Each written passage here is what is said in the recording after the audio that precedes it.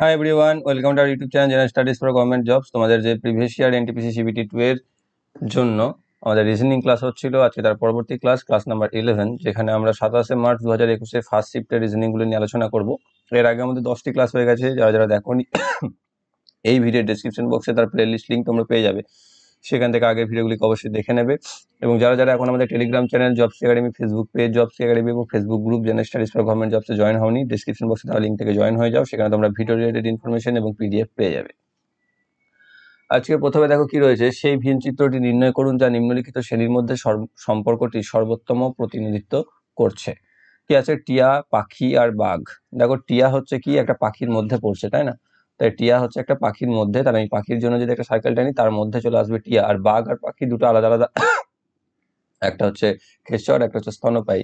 তো সেই ক্ষেত্রে এখানে বাঘ থাকছে আলাদা, তাহলে আমাদের ভেন চিত্রটা বা ভেন ডায়াগ্রামটা এরকম আসবে, যেটা রয়েছে অপশন নাম্বার ডি তে, এবং সেটা রয়েছে এখানে অপশন ডি, সেটি হচ্ছে সঠিক উত্তর। নেক্সট রয়েছে, যদি K equal to 8, L equal to 5, N equal to 4, T equal to 28 হয়, তাহলে এটার মান কত হবে? এটা তোমাকে রিজনিং এর মধ্যে ফেলতে পারো, ম্যাথের মধ্যে ফেলতে পারো, জানি না, তো নিয়ে নিয়েছি।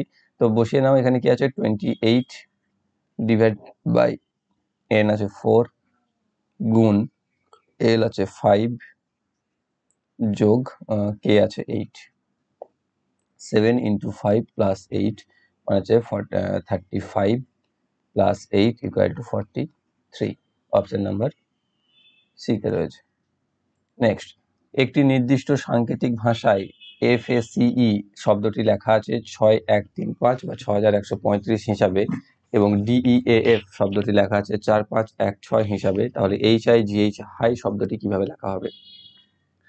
এখানে দেখো লেটার ওয়াইজ যে সিরিয়াল নাম্বার, সেই সিরিয়াল নাম্বার ওয়াইজ দেওয়া আছে। এফ হচ্ছে 6 নাম্বার লেটার, তাই 6 দেওয়া আছে। তারপরে এ হচ্ছে প্রথম 1 দেওয়া আছে, তারপর আছে সি 3 নাম্বার, তাই 3, ই 5 নাম্বার, তাই 5, এরকম ভাবে করা দেওয়া আছে। ঠিক অনুরূপভাবে DEFটা দেখো, ডি 4 নাম্বার, ই 5 নাম্বার, এ 1 নাম্বার, এফ 6 নাম্বার, তাহলে এখানেও তাই হবে।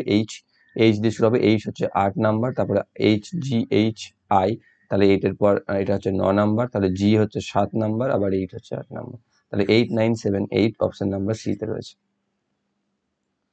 নেক্সট, নিচের প্রদত্ত সেটটিতে সংখ্যাগুলি যেভাবে সম্বন্ধযুক্ত সেই একই সম্বন্ধযুক্ত বিকল্পটি নির্বাচন করুন। কি রয়েছে? 981 and 6561।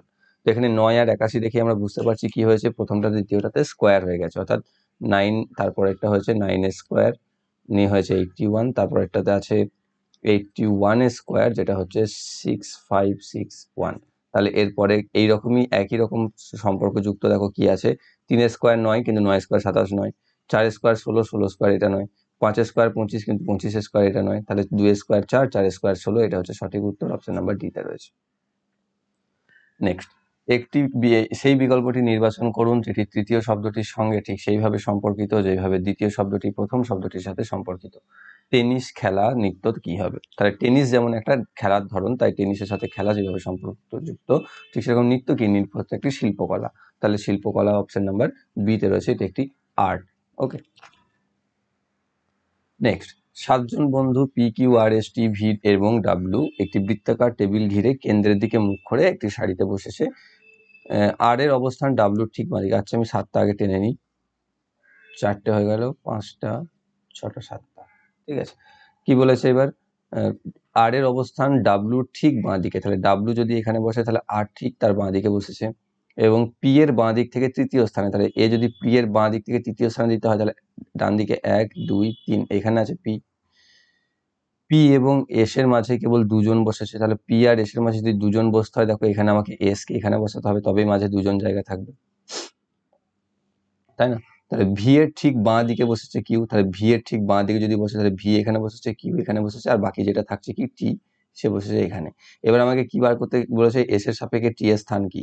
এস এর সাপেক্ষে টি এর স্থান, দেখো এস কে যদি দেখি, ডান দিক থেকে 1, 2, 3 নাম্বার স্থানে রয়েছে, ডান দিক থেকে 3 নাম্বারে, আর বাঁ দিক থেকে 1, 2, 3, 4, বাঁ দিক থেকে 4 নাম্বার। এবার দেখো কোনটা এখানে রয়েছে, বাঁ দিক থেকে তৃতীয় নয়, বাঁ দিক থেকে চতুর্থ হবে না, ডান দিক থেকে চতুর্থ নয়, ডান দিক থেকে তৃতীয়, সেটা হবে না, ডান দিক থেকে দ্বিতীয়, দ্বিতীয় নয়, ডান দিক থেকে তৃতীয়, এটা হচ্ছে সঠিক, অপশন নাম্বার ডি তে রয়েছে। নেক্সট, তালিকায় দেওয়া 4টি শব্দের মধ্যে 3টি কোনো না কোনোভাবে একই রকম এবং একটি আলাদা। আলাদা শব্দটি নির্ণয় করো। কি আছে? খুব সহজ, বৃহস্পতি, শুক্র, শনি এবং চন্দ্র। যেখানে বৃহস্পতি, শুক্র এবং শনি এই 3টে হচ্ছে প্ল্যানেট বা গ্রহ। কেবলমাত্র চাঁদ যেটি বা চন্দ্র যেটি রয়েছে একটি উপগ্রহ বা স্যাটেলাইট, তাহলে সেটি হচ্ছে এখানকার মধ্যে আলাদা। অপশন নাম্বার ডি তে রয়েছে। নেক্সট রয়েছে নিচের ভেন চিত্র, আয়তক্ষেত্রটি ইঞ্জিনিয়ারিং প্রতীক। ওকে, আয়তক্ষেত্রটা হচ্ছে ইঞ্জিনিয়ার। তারপর কি বলেছে? বৃত্তটি হচ্ছে শহরাঞ্চলের বৃত্তটা হচ্ছে টাউনের প্রতীক, টাউনাঞ্চলের লোকের প্রতীক।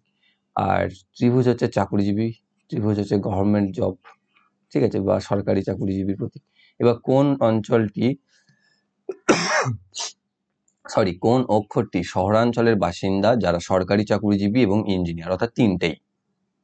অর্থাৎ আয়তক্ষেত্রের মধ্যেও থাকতে হচ্ছে কারণ ইঞ্জিনিয়ারের কথা বলেছে, ত্রিভুজের মধ্যে থাকতে বলেছে কারণ সরকারি চাকুরিজীবী বলেছে, আবার শহরাঞ্চলের বাসিন্দা মানে সে বৃত্তের মধ্যে অংশ। তাহলে সেটা রয়েছে কোথায়? একমাত্র সিতে। অপশন নাম্বার সি হচ্ছে এটা সঠিক উত্তর, মানে এখানে সি অক্ষর, যেটা এখানে অপশন নাম্বার বিতে রয়েছে। নেক্সট রয়েছে 7 জন ছেলে B1, B2, B3, B4, B5, B6 এবং B7 দক্ষিণ দিকে মুখ করে একটি সারিতে বসেছে। তারা যে এই ক্রমে বসেছে তার কোনো অর্থ নেই। B1 এর পাশের জন সে B7 নয়। B3 এর অবস্থান B4 এর ঠিক ডান দিকে। ওকে, তাহলে আমি ওইভাবেই করতে থাকি। তাহলে B4 এর ঠিক ডান দিকে বসেছে B3, ঠিক আছে, B4 এর ঠিক ডান দিকে বসেছে B3, কিন্তু B5 এর পাশের জন নয়, অর্থাৎ এর পাশে যে আছে B5 নয়। দুই প্রান্তের একটিতে B2 বসেছে এবং একটিতে মানে যে কোনো একটা প্রান্তে B2 বসেছে। তো ধরে নাও এখানে যদি 7 জন যেহেতু রয়েছে তাহলে এখানে 3 জন, এরকম যদি আমি বাড়িয়ে নিই তাহলে 7 জন যদি যে কোনো একটা প্রান্তে মানে 7 জনের জায়গা রয়েছে, তো হ্যাঁ, হয় এখানে আছে B2, নয় এখানে আছে B2, তাই তো দুটোর মধ্যে একটা জায়গায় আছে। এবং B4 তার পাশের জন এবং B4 হচ্ছে তার পাশের জন। ওকে, তাহলে B4 যদি পাশের জন হতে হয় তাহলে অবশ্যই B2 এখানে আছে। তাহলে এই দিকের আর জায়গা নেই, এই দিকে দুটো জায়গা বেড়ে যাবে, ঠিক আছে। B2 তার পাশের জন বলে দিয়েছে। ওয়েটিং, হ্যাঁ, B1 এবং B5 এর মাঝে কেবলমাত্র দুজন আছে। B1 এবং B5 এর মাঝে দুজন আছে, তাহলে অবশ্যই দেখো B1 আর B5 এখানে এই তিনটের মধ্যে কোনোটাই নয়। তা দুজন যদি থাকতে হয় তাহলে এই দুটো জায়গা সেই মাঝে রয়েছে, অর্থাৎ এখানে হয় B1 আছে, এখানে B5 আছে, নয়তো অল্টারনেটিভ ভাবে আছে এখানে B1 এখানে B5। আর এখানে আর কিছু বলেছে, আর কি প্রথমে আছে B1 এর পাশে B7 নেই। তাহলে B1 এর পাশে যদি B7 না থাকে তাহলে B7, এখানে দেখো B6 আর B7 থাকছিল, তাহলে এখানটাতে হয় B6 আর এখানটাতে B7। এবার যেহেতু এর পাশে 1 এর পাশে 7 নেই তাহলে এখানে B1 রয়েছে আর এখানে B5 রয়েছে। তাহলে আমাদের এটা কিরকম দাঁড়ালো? B2, B4, B3, B1, B6, B7 and B5, ঠিক আছে, এরকম এলো। এবার আমাকে কি চেয়েছে? B6 এর ক্ষেত্রে নিম্নলিখিত কোন অবস্থানটি সঠিক? B6 কোথায় রয়েছে? B1 এর ঠিক ডান দিকে আর B7 এর ঠিক বাঁ দিকে। দেখো B7 এর ঠিক ডান দিকে হবে না, B5 এর ডান দিকে দ্বিতীয় স্থানে, B তো সবার শেষে আছে, এটা হবে না। B1 এর ঠিক ডান দিকে, তাহলে B1 এর ঠিক ডান দিকে দেখো অবস্থান করছে, এটা হচ্ছে সঠিক উত্তর, অপশন নাম্বার সি তে রয়েছে। দেখো এই অঙ্কটা পড়ার আগে দুবার ভাববে পরীক্ষায় এলে, ঠিক আছে।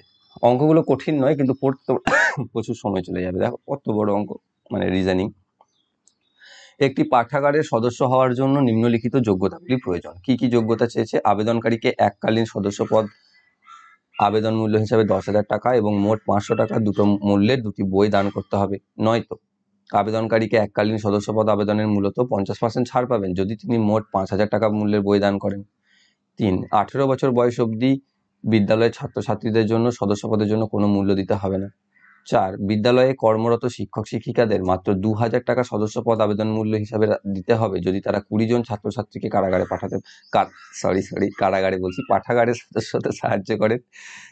5 নাম্বার রয়েছে কেবলমাত্র কর্মরত সেনাবাহিনীর কর্মী এবং তাদের সন্তানরা বিনামূল্যে পাঠাগারের সদস্যপদ লাভ করতে পারবেন, ঠিক আছে।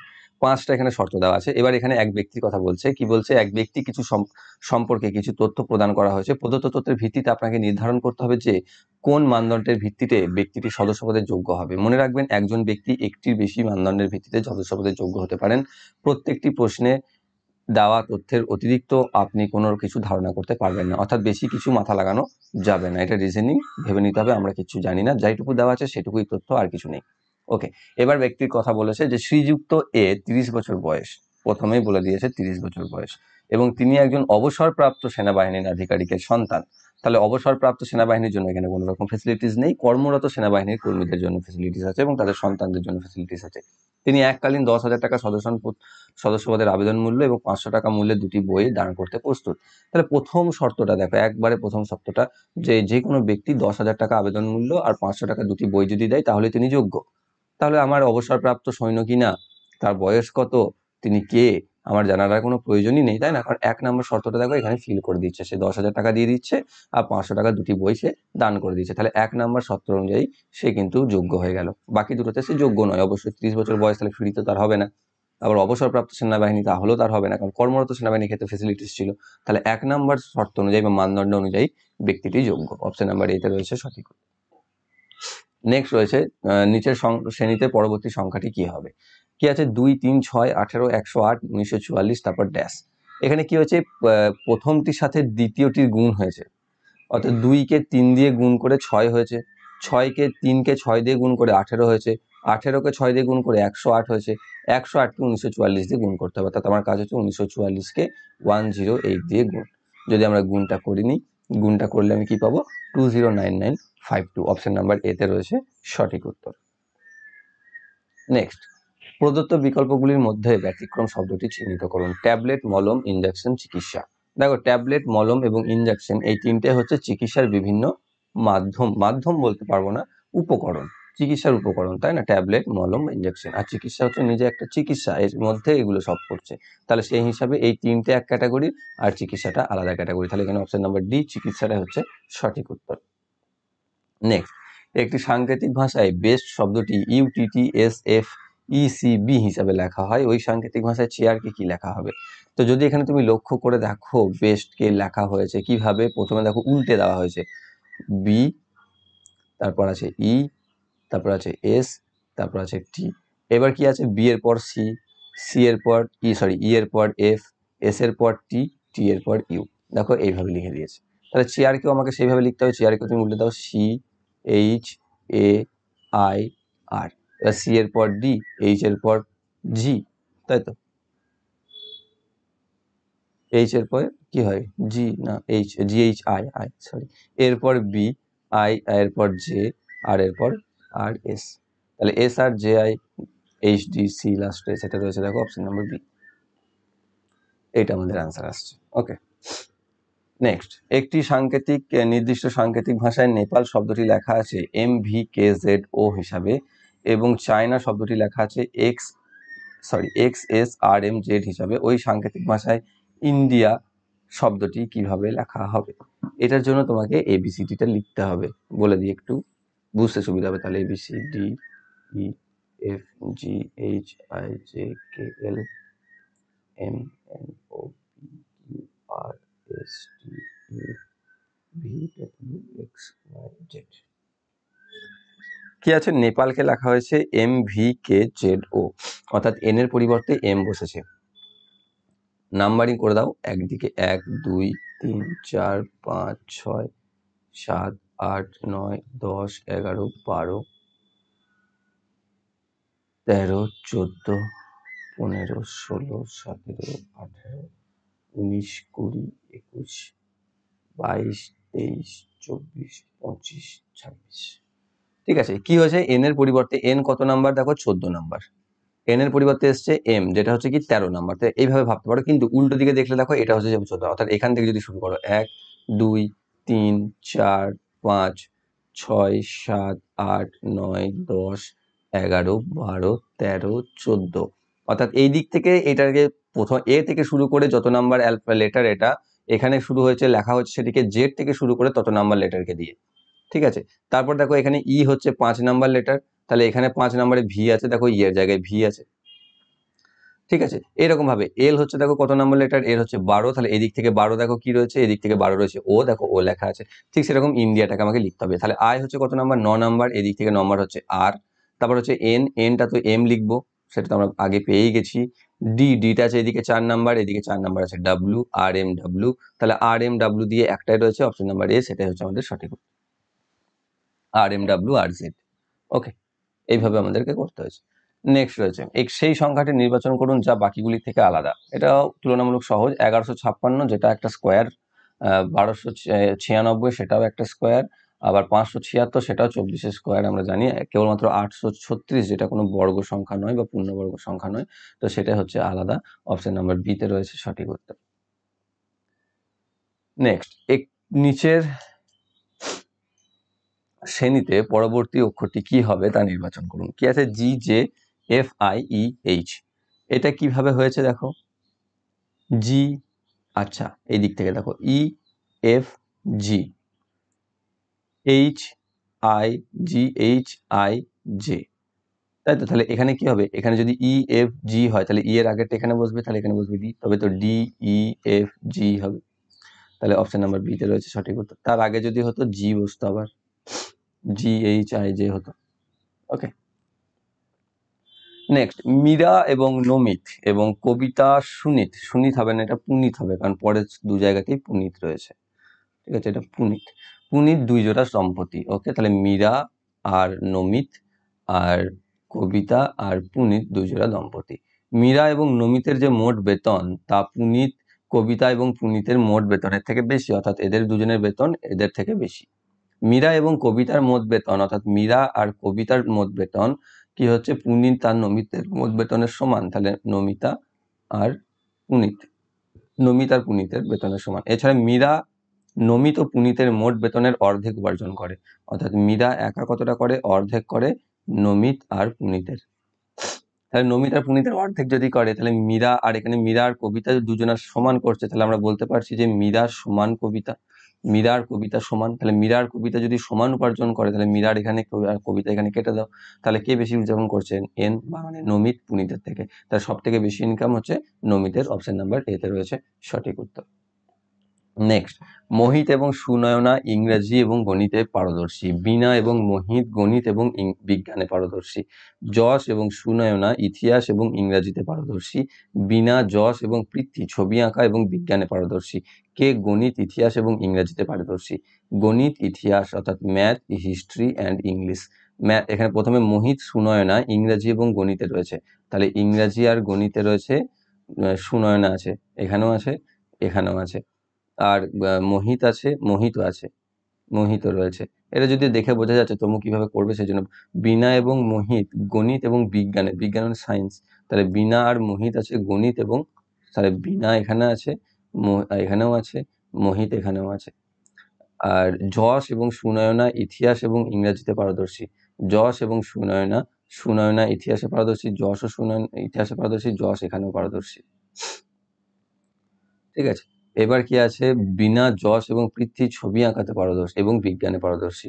তাহলে যশ, বীণা কিসে আছে? এটা ছবি আঁকা মানে ড্রয়িং, সেখানে কে কে রয়েছে? বীণা আছে, যশ আছে, পৃথ্বী আছে।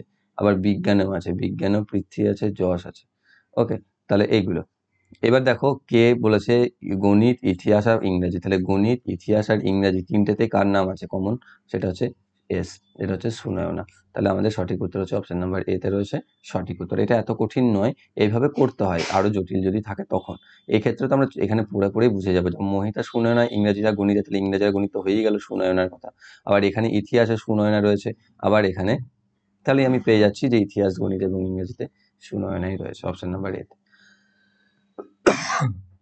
নেক্সট রয়েছে প্রদত্ত বিকল্পগুলি থেকে ব্যতিক্রমী শব্দটি চিহ্নিত করুন। কোহিমা, আগরতলা, আইজল। দেখো কোহিমা, আগরতলা এবং আইজল তিনটেই হচ্ছে আমাদের দেশের তিনটে রাজ্যের রাজধানীর নাম। কোন কোন রাজ্যের কোনটা কমেন্টে জানাও। আর থিম্পু হচ্ছে আমাদের প্রতিবেশী দেশ ভুটানের রাজধানীর নাম। ঠিক আছে, তো থিম্পু হচ্ছে বাইরের বা আমাদের আলাদা একটা দেশের রাজধানী, আর কোহিমা, আগরতলা, আইজল এই তিনটে হচ্ছে আমাদের দেশের রাজ্যের রাজধানী। কোন কোন রাজ্য সেটা তোমাদের কমেন্ট বক্সে কাজ। আর এখানে অপশন নাম্বার ডি হচ্ছে সঠিক উত্তর। নেক্সট রয়েছে নিম্নলিখিত বিবৃতি এবং সিদ্ধান্তগুলিকে মনোযোগ দিয়ে পড়ুন। সাধারণভাবে জানা তথ্যগুলি থেকে বিচ্ছিন্ন বলে মনে হলেও ধরে নিন যে বিবৃতিতে দেওয়া তথ্যগুলি সত্য এবং তারপর নির্ণয় করুন যে প্রদত্ত সিদ্ধান্তগুলির মধ্যে কোনটি বিবৃতিগুলিকে যুক্তিসঙ্গতভাবে অনুসরণ করছে।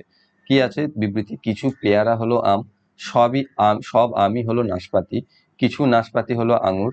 তাহলে সিদ্ধান্ত কি আছে যে কিছু পেয়ারা হলো আঙুর, কিছু পেয়ারা হলো নাশপাতি, কিছু আম হলো আঙুর।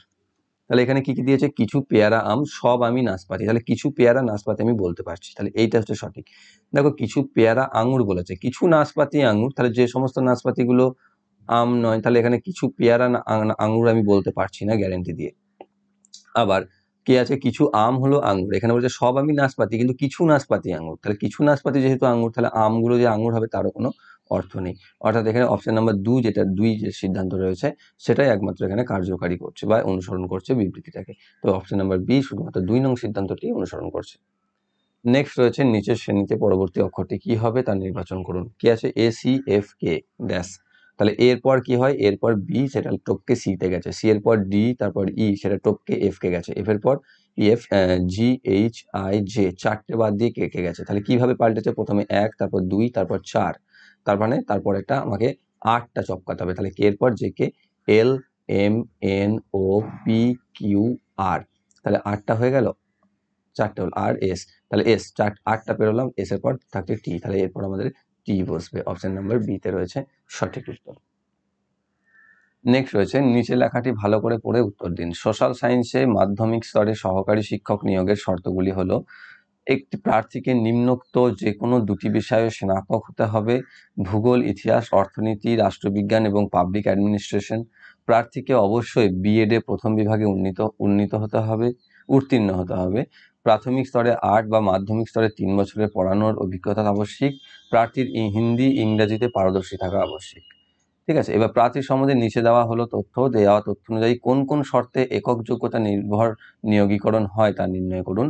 মনে রাখা দরকার, একজন একাধিক শর্তে যোগ্য হতে পারে, প্রশ্নের তথ্য ছাড়া আপনাকে আন্দাজ করার কোনো প্রয়োজন নেই। ডক্টর মহান্তি ভূগোল, ইংরাজি এবং মনোবিজ্ঞান নিয়ে স্নাতক করেছেন, তাহলে প্রথম শর্তটা বাদ চলে গেল, কারণ এখানে এই যে সাবজেক্টগুলো দিয়েছে তার মধ্যে ভূগোল রয়েছে কিন্তু মনোবিজ্ঞান নেই এর মধ্যে, তাহলে এটা হবে না। তিনি স্নাতকোত্তর বিষয়ে ভূগোল এবং পিএইচডি করেছেন, এটাও কোথাও স্নাতকোত্তরের কথা উল্লেখই নেই।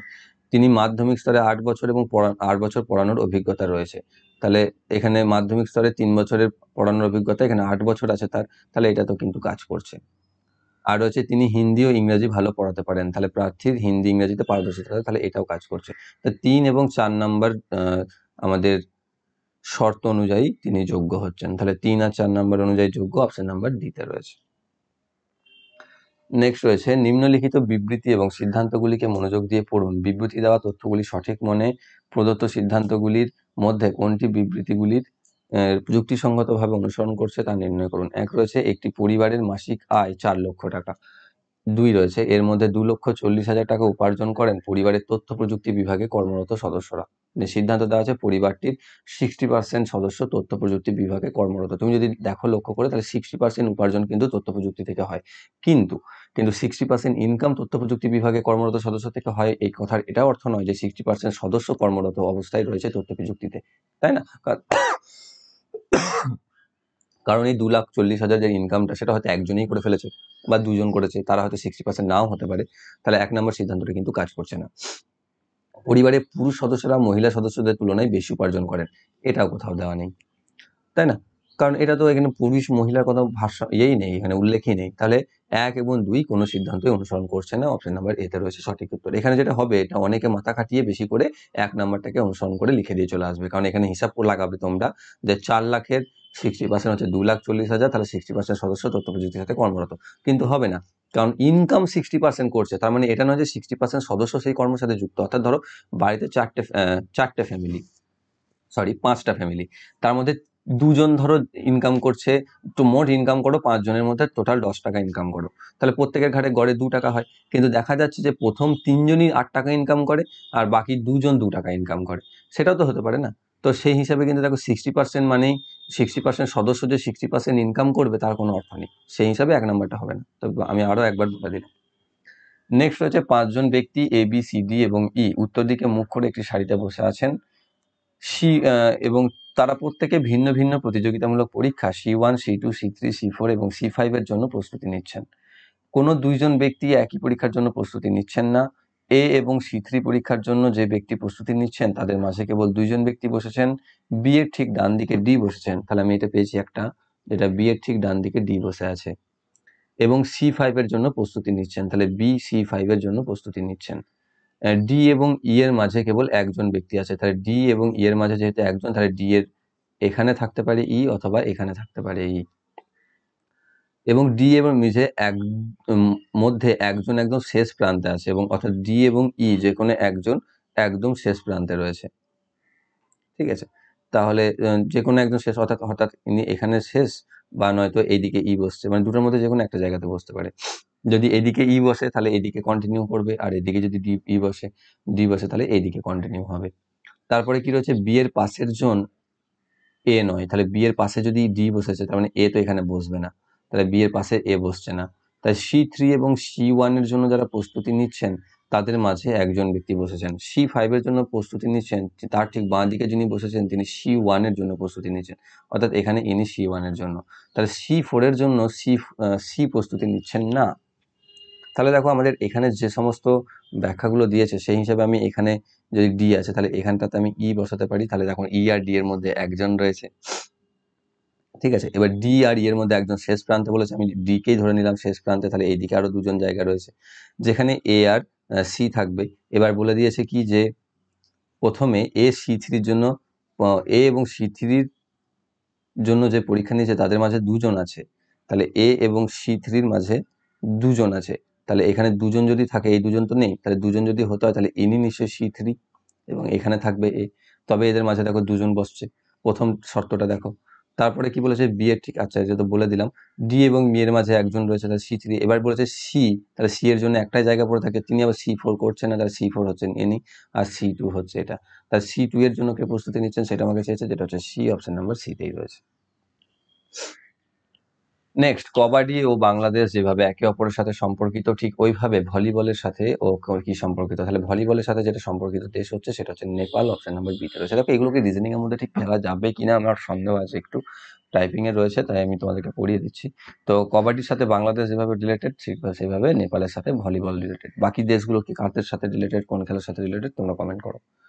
নেক্সট রয়েছে এ এবং বি দুই কি আছে, এ আর বি পরস্পর দুই বোন হচ্ছে, এবং সি আর ডি বিবাহিত দম্পতি। ডি হচ্ছে বি এর বাবা, অর্থাৎ বি এর বাবা হচ্ছে ডি, আবার সি আর ডি হচ্ছে বিবাহিত দম্পতি, সি আর ডি বিবাহিত দম্পতি। আর কি বলেছে, এবং ই এর ভাই হচ্ছে ডি, তাহলে ই হলো এর মামা, তাহলে ই হচ্ছে এর মামা, ঠিক বোঝা যাচ্ছে।